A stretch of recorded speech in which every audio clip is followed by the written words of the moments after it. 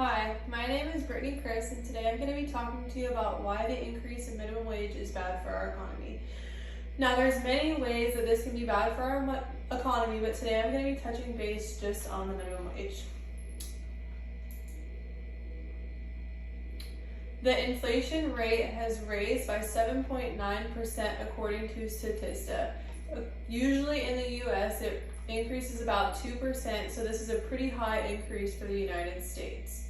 The impacts that this is going to have on us is the price increases, which is when the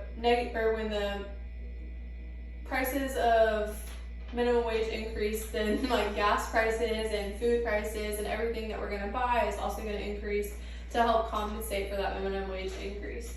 Negative impacts on labor market. So some negative impacts it can have is when a company is trying to hire you, they're going to want to hire the person with a higher amount of education over somebody that just has like a high school degree and is first starting out, so that they can really get their money's worth of what they're paying for the increase of the minimum wage. Labor competitivity increases, so when companies have to pay more workers but also pay them more money, then things are going to get more competitive. So like this ties into this second one here, where companies are going to want to hire people who are more worth their money and do more, and people that they see have a better outcome for the company that they're paying all that money into. Because you don't just want to pay somebody that has like a lower education and paying them $15 an hour for no reason, even though if you're trying to help them out. Hours reduced. So this can happen when a company hires somebody, but they have to cut costs. So they're going to take hours away from one person and bind it together. That way they're saving an amount of money while still paying two workers. Are there solutions? So negative impacts and solutions all tie together. The raising the federal interest rate. So the federal interest rate is like from the higher up. So the feds pay the banks, which are like regions, community credit unions, launch. So they're going to raise their prices for the lower banks. So when you're trying to take out a loan for a bank, it's going to be a little more harder, and people are really not going to want to do it at this rate because the federal rate is raising. So that means the rate for the people in the bank is going to raise, and it's just not going to be worth the money with the interest rate that's going on there.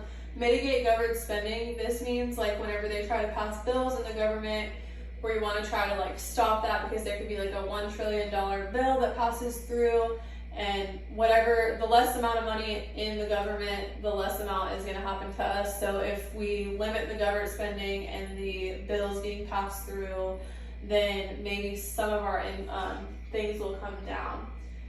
Involvement at the local level. So I feel like us as people, we can be a part of the solution. We can go to board meetings and see it through that less money is being spent within the government to help that, because without that, there's no way.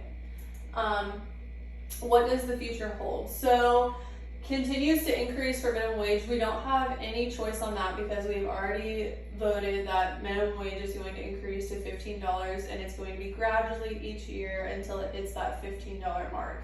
So we can't really stop that, but we can help it. The heightened rates of unemployment. So unemployment is going to go up like crazy because businesses are going to not be able to eat the cost of newer employees that cost that amount of money. There might be a few businesses like chain restaurants and things like that that can hold up those losses, but local businesses are going to be at a loss when it comes to that. Fighting fire with fire. We just have to go against them and see what we can do as the American people to see how this is going to play out. Everybody thinks that because we got like stimulus checks and things like that, they think that, oh, it's just free money, and like there's going to be no fallback to that, and that's just not true. The more money that's going into the government is the more money that has to go out of the government, and that's where everything plays along. I feel as if the minimum wage shouldn't have went up, but to each their own in that opinion, and I just hope that the government knows exactly what they're doing, but sometimes that doesn't seem to be the case.